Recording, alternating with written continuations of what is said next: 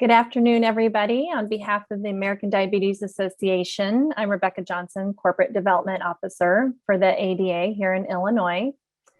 We are excited to be hosting our second Resource and Wellness series, Managing Your A1C, sponsored by Humana.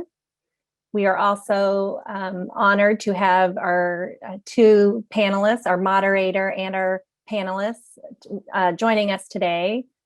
Unfortunately, one of our panelists is unable to join us due to a family emergency. Sheila was not able to join, so our thoughts are with her and her family during this time. I would like to welcome Dr. Celeste Thomas, Assistant Professor of Medicine at Endocrinology, Diabetes, and Metabolism at the University of Chicago. And she's also our Community Leadership Board member. So thank you, Dr. Thomas. And also Amy Hess-Fischel, Program Coordinator, University of Chicago, Sections of Adult and Pediatric Endocrinology. Before we get started with our panel discussion, I'm going to start off with a brief video. Thank you for joining us today, and welcome to our second installment of the Resource and Wellness series in collaboration with the American Diabetes Association. Today's session is entitled Managing Your A1C. My name is Dr. Daniel Torborg. I'm the Chief Medical Officer of Humana, overseeing our involvement in Medicare and Medicaid Compliance Commission, also known as MMA. This is a health plan program for people who are duly eligible for Medicare. MMA is a voluntary program that improves healthcare for duly eligible beneficiaries in Illinois and allows them to receive all their healthcare services through one managed care plan. In order to be eligible for the program, a beneficiary must be enrolled in full Medicare and full Medicaid.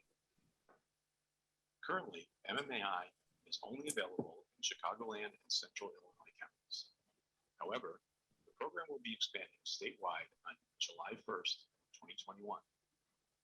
As we look towards this expansion, we strive to be present in the community to break down barriers in communication between members, community groups, provider groups, and managed care organizations.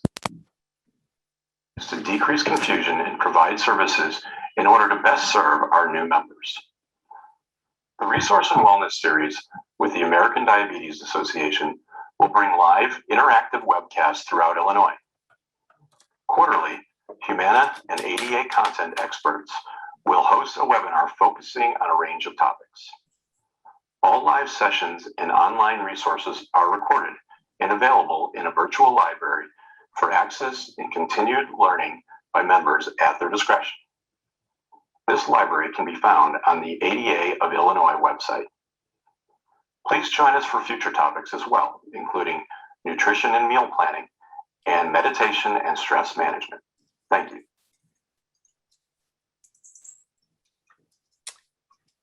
So I will now kick it over to Dr. Thomas and Amy to take it away. Okay, wonderful. Thank you. So we want to, can everyone hear me okay? The thumbs up will be perfect. Okay. We want to talk about A1C. And I know that there was some challenges with hearing. So if there continues to be any problems with volume, we've got some folks looking at the chat for us to let us know. It's important as for us to make it clear that we're grateful for Humana for sponsoring this event, but this is really an educational wellness webinar that's open to everyone, not just those who are affiliated with Humana. And so we just want to talk about, this next step in resource and wellness, which is A1C. And so I'm happy and grateful to be able to query Amy about what is an A1C and what do you talk to your patients about when you're discussing an A1C? Sure, and I'll be querying you too. So we're kind of changing the script today. But yeah, I mean, certainly A1C is when I look at the patients that I work with, it's always been their report card, which I don't like using that word. I want to be really clear that, A1C is merely just what the average of glucose readings have been over the last 8 to 12 weeks. But, as I said, so many people use it as kind of their report card. And I want to kind of erase that and say, please don't use that. You are not your numbers. Again, you have diabetes, and those glucose readings and that A1C is meant to help drive changes in your diabetes self-management. Wonderful. And do you ever have conversations with your patients about what their target A1C is? No, absolutely. And so, this is going to be my question to you as well, that, certainly when we think of the American Diabetes Association, every year they come out with their standards of medical care for diabetes. And when we look at kind of recommendations of where A1Cs should be for most people with diabetes. So that recommendation, A1C, is to be under 7. And that's, like I said, for most. And then, again, it's all about individualizing. But I'd say, Dr. Thomas, to that point, how do you tailor A1C goals to the individuals that you work with? So, I mean, more specifically, let's say you're seeing a 21-year-old male with type 1 versus a 78-year-old woman with type 2 with multiple other issues that are going on. How do you tailor that for those folks? And so we really tailor it based on the kind of comorbid conditions, right? So if I've got a 21-year-old male, and we use that word comorbid, we're talking about other medical conditions that could make it even more risky to have a low blood sugar. And so anytime that we're talking about A1C, and we're seeing that as that average glucose value over the previous 2 to 3 months, we're thinking about what's the range of those glucose values. And if there's a risk for it being very low and having a prolonged low, and maybe for that 78-year-old patient having a fall with a low glucose level, then we're going to change that target A1C based on the risk of having hypoglycemia, or what we call low blood glucose level. If we have a 21-year-old who is otherwise healthy, not at such great risk for having a low, but at significant risk for having 60, 70 years living with diabetes, then we want to get things into the target range. And so that's when we start talking about, that A1C is going to be guided by the evidence we have to say that we can protect that patient from those microvascular processes. So the impacting the eyes and being, a problem with causing blindness, and impacting the nerves and the blood flow to the nerves and causing that numbness and potential, lower non-traumatic lower limb amputation, right? And impacting the vessels in the kidneys and causing kidney disease. And so when we think about living a long life with diabetes, that's when we come to that value based on the evidence of saying less than 7%. But once we have someone who we have to have insulin, so they need insulin in their therapy, and not everybody with type 2 diabetes does, but it is a progressive disease, and I think we've got it on our plans to talk about that. Once we have the risk of low blood sugar, our targets change in accordance with that risk. No, absolutely. And how do you kind of describe that to that person? When we think of, all right, well, how do I get there? What do I do in the interim? So I get my A1C drawn, or, finger stick for a point of care that we do in our clinic, again, every 3 months. How can they kind of correlate that to, just their everyday life? Yes. And so this is when it's important for people who, have had high A1Cs. And we talk about that hemoglobin A1C being, an estimate of that average blood sugar. If you don't have to wait for your physician or your care team to tell you what your A1C is, because if you're doing a finger stick, and especially if we've got some fasting blood glucose values, and we know that those are between, let's say, 80 to 130, and that might be consistent with, the guideline trying to get that A1C less than 7%. Or 2 hours after a meal, if that glucose value is less than 180, then we know that we're having our average glucose value be about 154 or less, and that's what an A1C of 7% is. And so it's really important to not have to wait until you get that blood draw, but to be able to know while you're at home making choices, what is the target fasting blood sugar? What is the target blood sugar 2 hours after a meal? And so, Amy, when you're counseling patients and providing some medical nutrition therapy, how do you advise them with regard to food choices and those postprandial or after meal blood sugars? No, great question.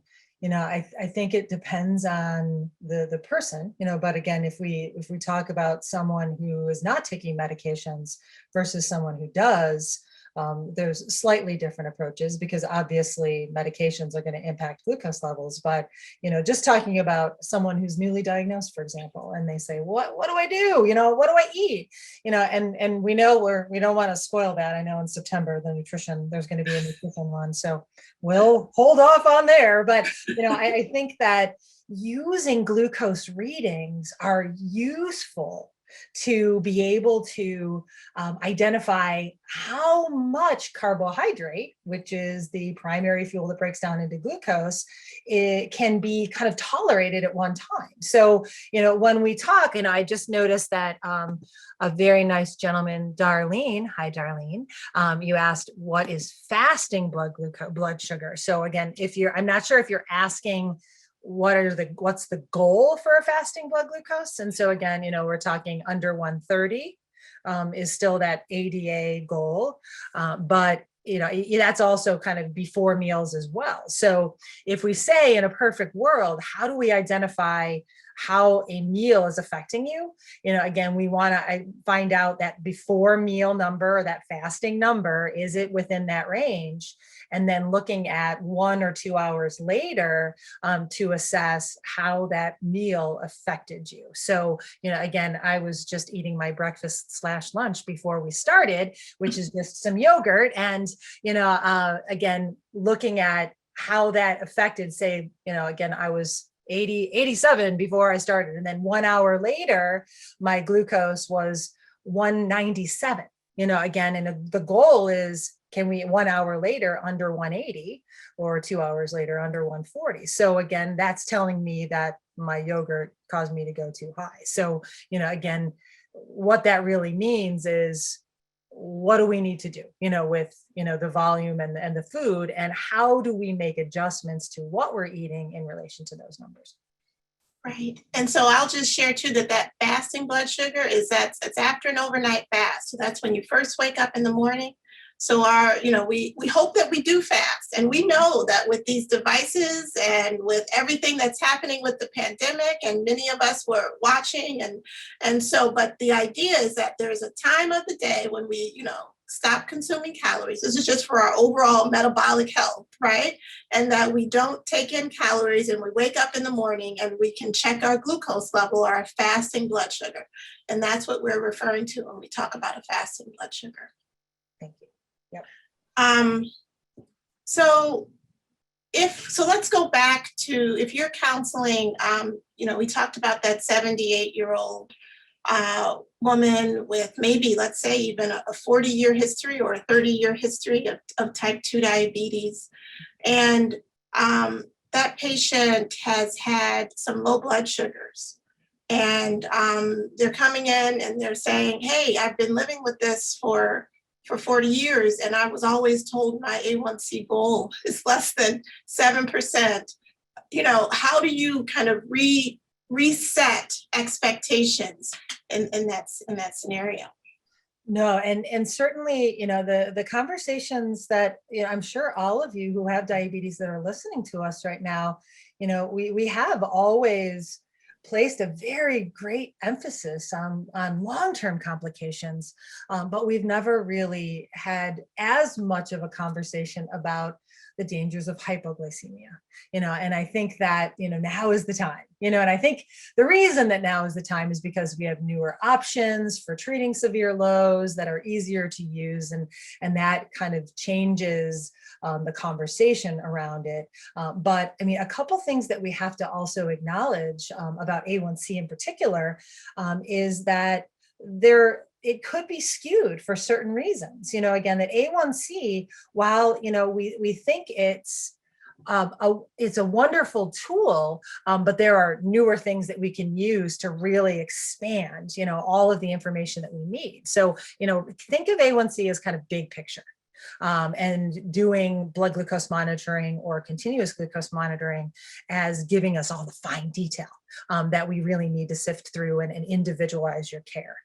But when we think of someone who has blood sugars that are in the 40s and 50s, and then they also have blood sugars that are in the 300s, that A1C, remember, I said it was an average, and so, again, it's going to average those numbers out together to make that A1C look a little skewed, so it's not going to pick up the lows like it should.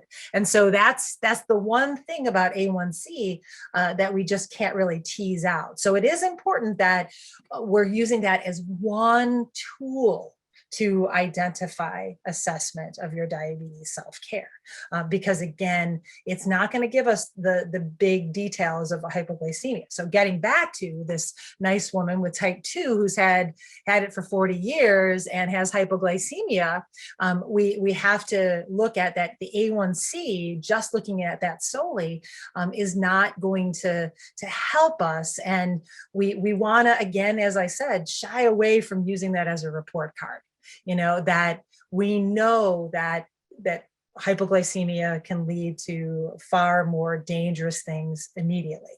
And so we want to make sure that it's okay to maybe expand that A1C goal for her to 7.5, or if we have even other issues that are 40 years, like what other things are going on, as you said, other conditions that are and she's falling, or has trouble seeing, and lives alone, and all of these things that can contribute to other issues that we can kind of de-intensify. We can really kind of expand that goal a little bit to minimize hypoglycemia and not really worry as much about the long-term complications, because again, it's all about safety. Right. And so what we're learning then is that we should all be having that conversation with our care team about our individualized goal. What is my goal? And then we know that what is our A1C goal and why is that my goal? And what are the risks? So for instance, let's say, this 78-year-old was just diagnosed with diabetes at 68 years old. And this patient is on metformin only. And the A1C is 6.5. Do we say that A1C is too low? Well, what's the risk of low blood sugar, right? And so we have to always consider the risk of the medications. And if this patient is not at risk for a low blood sugar and tolerating metformin just fine, and it's not impacting appetite, we do worry once you get into your 80s about even metformin having an impact on appetite. And so we think there's a kind of, we call this term kind of a relative contraindication, just so that the prescribing physician is thinking about, should I continue this medication at that time? But again, in the 70s, only had diabetes for maybe 5 to 10 years and tolerating metformin. It is absolutely okay to have an A1C of 6.5 because the risk of the medication isn't there. So we're talking about, this patients who may be taking multiple doses of insulin a day, or taking these other class of oral medications called sulfonylureas. And you guys, I know, talked about medications before, and we know that we're going to be revisiting all of these things within these seminars because it's all interrelated. And so the medication impacts the glucose, and the food impacts the glucose, and how we respond to food impacts the medical therapy that's selected.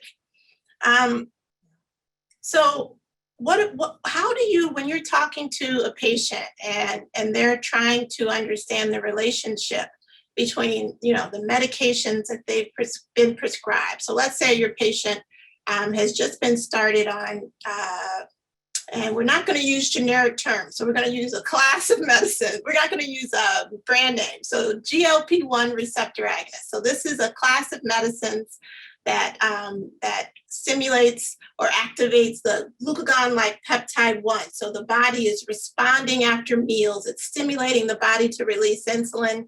It's available as once weekly and once daily injections. There's also one that's available as an oral tablet. So let's say you've got a patient who's presenting to you and, their A1C is, say, 8.5, and someone just said that they should start taking this medicine. How do they know if that medicine is working? So, of course, when we look at the current guidelines for blood glucose monitoring, it does vary based on the type of insurance that you have, whether the blood glucose testing strips are going to be covered. But that's going to be our best way to identify how is the medicine working. The one upside to using a GLP-1 all by itself is that it has minimal hypoglycemia risk. If it's taken with other medications, then we have a different situation. But I think as a dietitian and a certified diabetes care and education specialist, I have a hard time saying that. Well, I'm diabetes educator, so I like to remind myself. But again, we do have the luxury. When we think of Medicare, Medicaid guidelines allow 2 hours of diabetes self-management education support every year and 2 hours of medical nutrition therapy every year with a physician or a DO the referral. But again, so we can kind of dive into kind of assessing and identifying all of those questions that it's really hard for a lot of doctors to have the time. Again, I know very well how much time the doctors get to spend at U of C, and so again, it's not enough. And so I think that it's important to really kind of break it down, like, all right, this is what the medicine does, but let's start looking at various times with blood glucose testing. Now, again, as we mentioned before, pre-meal or fasting blood glucose goals are under 130, and then kind of the 1 hour after is under 180 is the goal. So we want to really start testing before meals, but again, let's just say you only are allowed 2 test strips a day, or 1 test strip a day. And so again, we have to say, this day test before breakfast, the next day before lunch, the next day before dinner, the next at bedtime, to assess kind of that before what's happening. And then, do that for even a few weeks, and then going back to your healthcare provider and say, all right, I've been taking, I take this medicine and this is what it's doing to me. So, again, it's a big process, but, again, it's, again, having a better way to just more individualize and say, all right, what do we need to do now? What is this medicine doing for you? Right. And so, yes, so there might be limited test strips, but sometimes using them later in the day can be helpful, because I can imagine, if you're checking every morning and your glucose levels are in the 90s and 100s, and then you go and you get that A1C and it's 7.8, for instance, and well, wait a minute, when was my blood sugar high?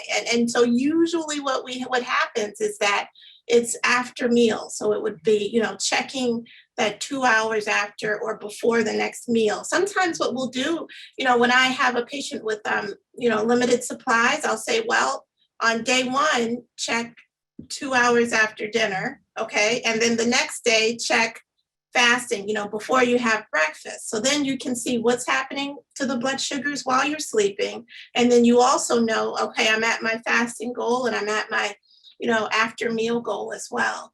And so sometimes using those test strips later on in the day can be really helpful, except not right after you eat. Right. Because I know, you know, absolutely. that's the time when we are going to expect it to be high, and we may not intervene as your care team, because we're going to expect some excursion after consuming carbohydrates. The glucose levels will go up. We want to know, do they in a period of time come back down? And that's why we have that delayed, or we call it postprandial or after meal blood glucose monitoring. Yeah, and sometimes some of you might receive kind of instruction if you're seeing a dietitian, that, something called testing in pairs. So again, you write down what you're eating at a particular meal and testing before, and then testing, either 1 or 2 hours after. So then we can get a much more detailed look at how that meal impacted your glucose levels. And then further individualize and say, oh, all right, this is what we have to do, and make some adjustments to how you eat. Or maybe we need to add a 15-minute walk after a meal, or, again, so then we can really kind of individualize based on what those goals are. That's right. And we hear about that variability all the time, and learning your own patterns, right, can be very helpful. I'll hear I can eat, a half a cup of oatmeal, but if I eat the exact same amount of carbohydrates as rice, my glucose levels will be too high. And we can try to explain that with fiber, but then we could have the same person, or, a family member say, well, I can eat the brown rice, but not the oatmeal. And it's not that we're trying to restrict food choices. It's just giving people information about how they're handling carbohydrates, so that it's really empowering, I think, to know how things are going to impact you, instead of just being shocked by an A1C number or a blood glucose value. No, absolutely. And I mean, again, the whole point of, an A1C and blood glucose monitoring is really to help you make decisions based on that information. It is all about everyone that's listening that has diabetes. This is your gig. You live with this 24 hours a day. So, again, being able to say, all right, experiment with things, again, looking at that. But just to what Dr. Thomas said is that, the A1C, again, if you're only testing fasting or one other time in the day, it's not going to give you a good representation. So it is important that if you really want to correlate what your A1C may be, you do have to kind of shift around and test at various times. Now, I mean, certainly if you have the luxury to test a lot more, or using continuous glucose monitoring, that opens up a much bigger, wide window to give you much more information and more details that then you can collaborate with your healthcare provider to make some really, really charged, decisions based on that information. Amy, do you ever have patients who you think are kind of testing a little too frequently? So we're just encouraging this testing, and we know it's empowering, but at the same time, have you ever tried to say, well, that's enough? Absolutely. I think, the question that you have to ask is, what are you getting out of this information? Again, there are patients that I've worked with that might be testing like every 15 minutes or, every 30 minutes. And we have to understand, what's really happening. What are you going to do in 15 minutes that has changed, in the previous 15? So I think we have to look at kind of those, what are practical, targeted blood glucose testing that are going to help you make decisions. Again, so we do, I mean, certainly if somebody has low blood sugar, of course, again, we're going to follow the rule of 15, or for some of those who have type 1, we know that sometimes it may take maybe 20 to 30 minutes for that food to actually impact them. So, again, those are very, targeted, responses. But if we're just looking at, how does my meal affect me? Checking 10 minutes later after the meal isn't going to help you, again, or if you're going to give a correction dose for a high blood sugar, and checking 15, 20 minutes later isn't going to give us the information. So for those particular individuals, yes, we want to use that when we think of kind of the structure of before and 1 or 2 hours after meals are going to give us all the information we need of how the meal impacted us. Again, checking before and after physical activity gives us all the information we need. So again, it's good to make sure that we're not necessarily testing too often, because that can lead to fatigue. It can lead to, what do these numbers mean? Why is this happening? And one really important thing to understand is that, again, your number is never going to be static, flat. I'd say the running joke is, again, if that's happening, you're dead, because again, our numbers are always moving, regardless. So, again, it's important to understand that there always are going to be some slight variations, and it's not going to, from 10 minutes from now, it's not going to change how you're going to make a decision.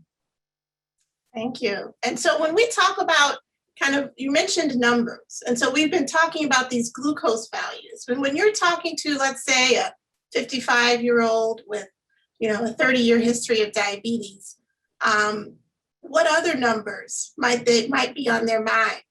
So we talk about those other numbers besides the glucose values. Sure. And you're leading to, other lab results. I'd say, certainly, again, when we look at standards of care, again, blood pressure, looking at lipids, cholesterol levels, right. Weight, again, BMI then of course goes into that, and so, all of those, in theory, the standards of care, getting your cholesterol levels done at least annually, unless you're taking some kind of medication, and then it might be every 6 months. Your blood pressure should be done at every healthcare provider visit, your weight at every visit, and of course, in the world of COVID, we were having some difficulties with that, but certainly, again, for you, when you see your patients, again, what are kind of those goals for all of those values, those numbers? That's right. And so what we're thinking about is recognizing for my patient who has high blood sugar, not otherwise specified, whether it be type 1, type 2, we know that blood sugar affects the vessels. And so we initially talked about those microvascular complications, the eyes, like the nervous, the nerves, the small vessels in the kidneys causing kidney disease. But then we have to think about the big vessels. And so this is where, the ADA and the American Heart Association are talking about no diabetes by heart. That's critically important, because we have to think about, unfortunately, what is the risk for most of our patients with diabetes? And that's this cardiovascular risk. And so when we talk about kind of knowing those numbers, it's the A1C, but it's also that blood pressure, because blood pressure is going to potentially drive, heart disease and risk for stroke. And so knowing if that blood pressure is less than 140 over 90, or sometimes even lower would be better, 130 over 80, and looking at that cholesterol panel, we'll sometimes call it that lipid panel. And one of the things that's, really in the standards that we often talk about is something called primary prevention. So these are our patients who have diabetes but don't have any known coronary artery disease or cardiovascular disease that we're aware of. Should we start a cholesterol lowering medicine, because it has some benefits even outside of the number? And so the primary prevention guidelines would be, if you're age 40 to 75 years old and you have diabetes, and we should be considering starting one of those medicines. And those medicines are kind of labeled as kind of moderate intensity and high intensity. And what intensity depends on if there are other risk factors. And so we, again, look at the person in front of you and think about their family history, think about their personal history, think about what they want to do, what side effects they're concerned about. And, maybe you're not always starting every medication during every visit, but you're having that conversation about these are kind of the guidelines. But there's a name for this, this is called shared decision making, which is, I might have this information, but when you go home, you're living with this and the potential side effects for any medications. And so we have to have that conversation. And because that conversation can be intense, and that's where you need to have the team. And so we're grateful for having our diabetes educators, and sometimes it's good to have a psychologist to help our patients deal with all of the diabetes related distress. And the American Diabetes Association is also really supporting having psychologists available for patients. So yeah, so we kind of think about it from the perspective of who's in front of you and what are the risks and benefits of starting additional therapies. And how do you, what's your approach to kind of encourage people to take their medications? Or if they're hesitant regarding whether it's a blood pressure medicine or, a cholesterol medicine, or even for diabetes, again, and how do you kind of wrap all of that together? Right. So we have to have that conversation about why are we doing this? Why should we do this? And that's all driven by the evidence. And sometimes we do have to take that deep family history and ask people to ask family members. And then you'll learn that, a family member was on dialysis and had an early death, or you'll learn that a family member may have had to have an amputation. And so then we can make a choice right now to prevent those things by trying to reach those targets with regard to glucose levels and blood pressure levels. And I think the other thing you have to do is you have to be clear about side effects and be open to saying, if you don't tolerate this, we have other options. I think recognizing that this medicine for a small number of people may cause some swelling in the legs. If it causes swelling for you, we can change it, or if the other medicine caused, you didn't tolerate, we can change it. But it's trying to think about medicines as making life better, improving quality of life, and, avoiding complications, ultimately improving lengthening the duration of life. But at the same time, incorporating side effects into the decision making. Now, if you need insulin, you need insulin. And we just talk about how do we use technology to make insulin therapy easier and better. But with other medications, sometimes we can switch out, Yeah, no. And what is your approach when it comes to, as you said, the side effects? Again, how do you really communicate with your patients when it comes to, they come back in, and, you started them on, a medication for diabetes, a medication for their blood pressure, a medication for their cholesterol. And when you reassess the A1C and the blood pressure, and the cholesterol, and they really haven't changed, or they've, again, they've actually, gone in the opposite direction, so, Mm-hmm. how do you kind of tease out what's really happening? Is it that progression of diabetes, or is it something else? Right. Well, sometimes it is something else. Sometimes it's, we were both smiling and agreeing to take these things. I prescribed them, but you never picked them up. Or maybe you took them once. And so it's really tell the truth to your care team. I mean, because our job is to help. It's not to judge. It's to try to protect you from complications of diabetes. And so sometimes I'll just say, okay, we started, let's say, long-acting insulin. The blood, the average blood sugar is still high. How many times a week did you take this? Now, we both know it was recommended to take once daily or once at bedtime. And then just saying, I missed it, and how do we get it so that we can remember? So then we have some tools. So sometimes we're using the phone and putting alarms in. But other times it was missed because there was a side effect that we didn't discuss when we started the medicine. And, we're always going to have the risk for having a trust issue or a concern about this doctor didn't tell me that this could be a potential side effect. Now, if you listen to the commercials or look at the insert, there's no way that I can list every potential side effect. So I usually talk about the most common ones. And so we talk about, if we start that class of medicines called GLP-1 receptor agonists that we were talking about, I will list, first we'll make sure you don't have any things that suggest that we shouldn't start it. But then we'll talk about abdominal pain, nausea, vomiting. We'll talk about why we titrate the medicine to avoid those things, and how having small meals with introducing that medicine can help you avoid those things. And similarly for this other class of medicines, it has you urinate out sugar instead of it being reabsorbed by the kidney. For this class of medicines, we talk about risk for yeast infections, and and how do we limit that risk. And so having those conversations about these medicines, I think really helps to make people aware of the side effects. And I've had people, send me, we use an electronic medical record where we can get a My Chart message. And I've had a person say, thank you for telling me this, because otherwise I wouldn't have known what was the reason for this symptom. You see a question there. I see a question.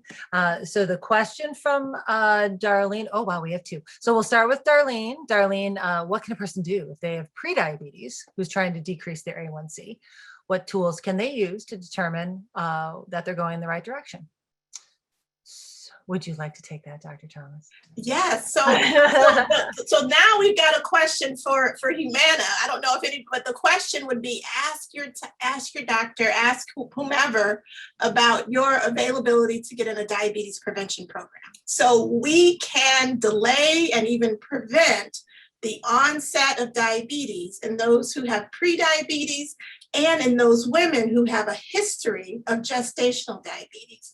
And the way to do that is to make some intensive kind of lifestyle, and the diabetes prevention program helps people go through that process.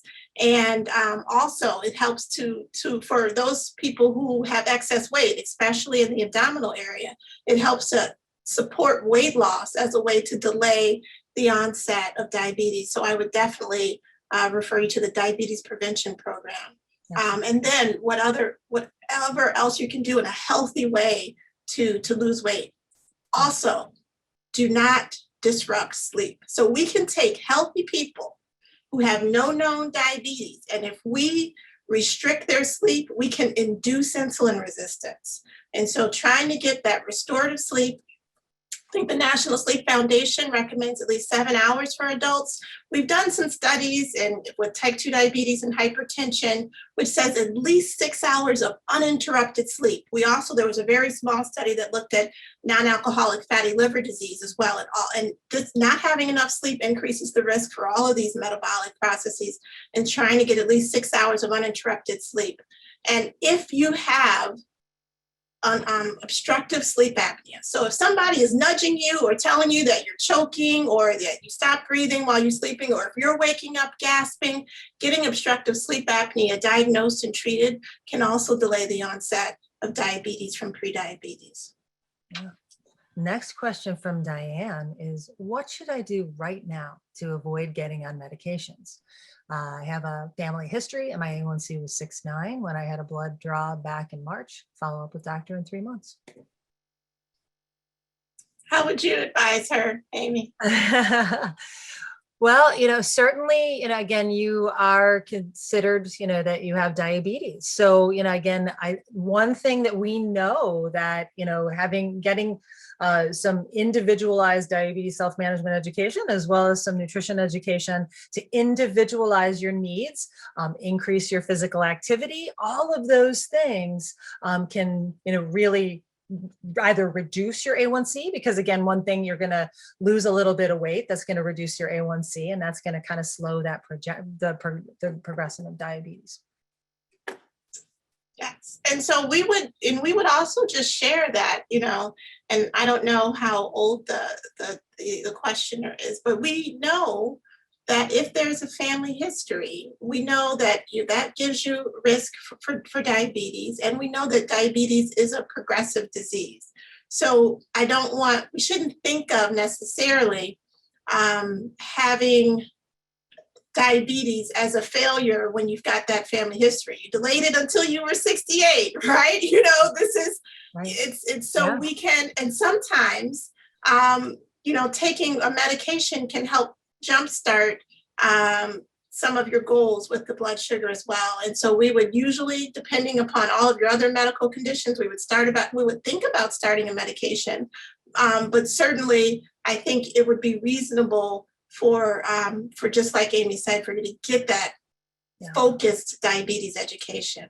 No, and Diane, you're still a youngster, and so again, I think that it's important to, to keep in mind that, just like what Dr. Thomas said, is that diabetes is a progressive condition. And so all of you don't equate taking medication as failure. And because that's really important to understand, is that, the longer that someone has diabetes, the more help they're going to need. And it's no fault of your own. Again, we want to lay that foundation with lifestyle change, getting sleep and increasing our physical activity, making sure that we're eating more fruits and vegetables and fiber, because again, that alone is going to offset all the other stuff that we tend to eat that increases our calories. But, again, it's important that we really do take a look, and stress, does definitely play a factor, again, with glucose levels as well. So that's a good point, Diane. Now, Darlene had a comment, what does it mean if you have sweet smelling urine? Does that mean that your blood sugar levels are too high? So, usually, so that's one of the things that goes back to the diagnosis and of the disease, is that, diabetes was described as the passing through. So those with diabetes had frequent urination. And then there was the insipidus, where the urine tasted or smelled insipid. I think they actually did taste it. And then there was the mellitus, where it was sweet. And so the diabetes mellitus was the passing of sweet urine. And so if you are having sweet smelling urine, that could mean that there's too much glucose in your urine.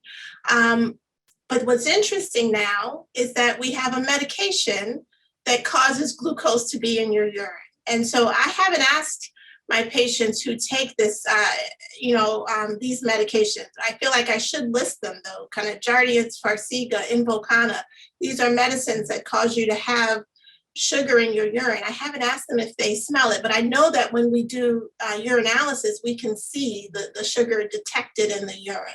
And so it could be a medication side effect, or it could be that the glucose levels are too high and we need to start medical therapy. No, good point. Latoy, good question. 77-year-old female has diabetes more than 20 years, does not eat regularly, sometimes maybe once daily. How do we give her info that she will be able to follow? You want me to start with this one? Please. I think, one thing, as you've heard us say throughout this entire, 40 something minutes that we've been talking, is it's all about individualizing. We have to meet everyone where they are. So, certainly the advice that I would give is identifying, what are they eating? Why aren't they eating other times? And a couple things that a lot of people always say to me, that why are they only eating one time a day, is because they're not hungry.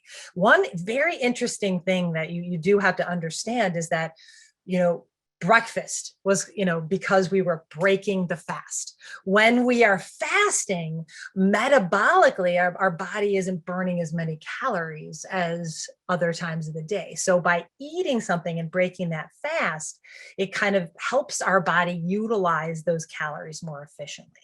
So sometimes it's just all about having a conversation of, well, why aren't you? Again, me personally as a dietitian, again, I don't like eating the first thing in the morning. It's just not something I like to do. I like to have my coffee, and then, an hour or two later, then I'll have some fruit, so again, I think it really just comes down to a personal preference for everybody, but finding ways that, again, how much are you eating at that one meal, but meeting them where they are. And maybe just a small snack might be just enough to kind of just jumpstart everything in the morning, and just to kind of, get some fuel. But, the small research studies that we have show that it's not really required, for us that we have to really eat, so many times a day.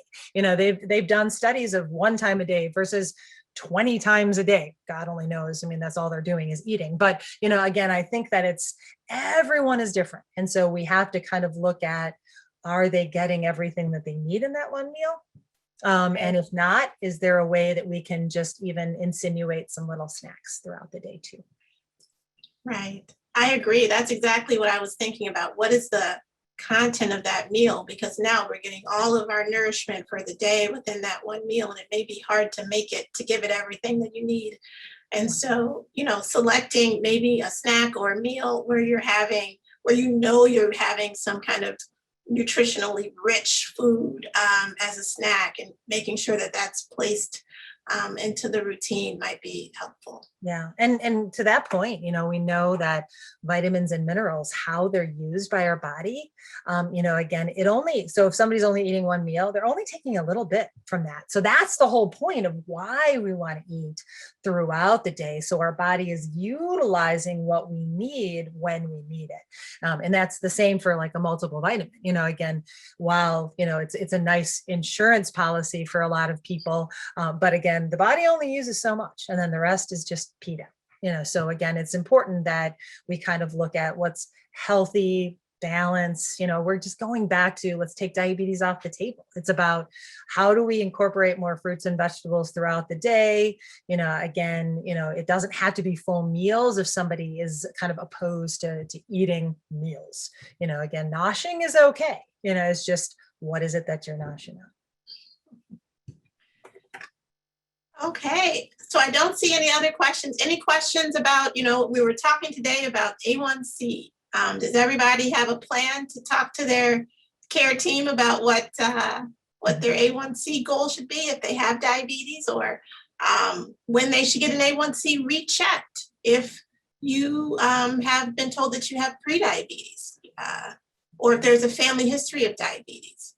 So, it's important to think about who should get an A1C check. Should you encourage family members perhaps to get an A1C check if there's a strong family history of diabetes? And especially if you're over 45, we know with type 2 diabetes, there's increased risk with increasing age. And so our guidelines would direct us over 45. But now we are having adolescents, diagnosed with type 2 diabetes. And so looking at those family history and definitely having excess weight or obesity increasing the risk. Absolutely. Any other questions for us?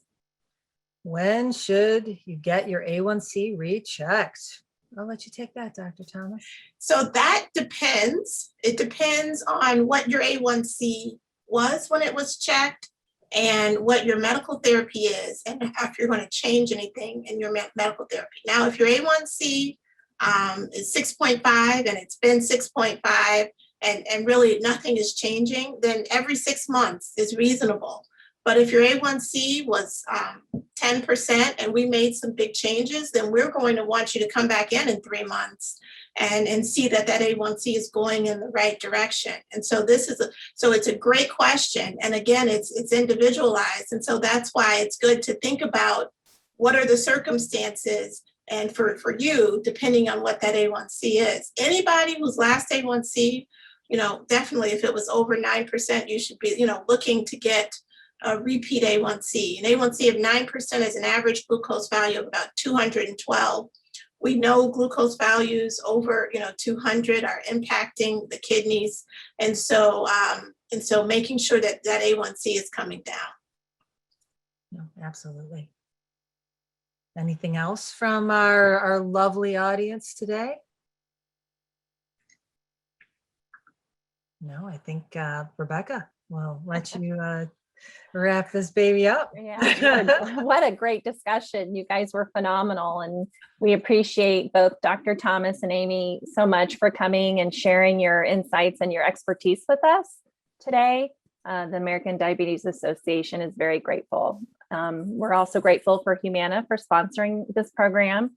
I would like to end to say that if you do have other questions, we have a 1-800-DIABETES that you can call. There's always somebody there that can answer your questions. We have a lot of resources on our diabetes.org. And you can find this recording on the diabetes.org/Illinois page. There you will find the series that will be continuing for the Resource and Wellness throughout the rest of the year. But you can find this recording there probably in the next 30 minutes or so. So if you wanted to go back and get some more information. But thank you all for joining us and spending your hour with us. We appreciate it, and we look forward to seeing you back here again on our next Resource and Wellness series. Hi, everybody. Thank Oh, you. wait, we have one more question though.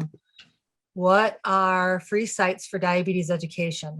That's a really good question. I'd say there aren't that many for just diabetes education alone, but certainly, take a look at diabetes.org. There's a lot of resources that are on there that, again, can really kind of supplement and give you a lot of the content area that is usually covered within diabetes self-management education. Excellent. Thank you. Thank you all. Thank you. Bye, everybody. Bye-bye. Bye.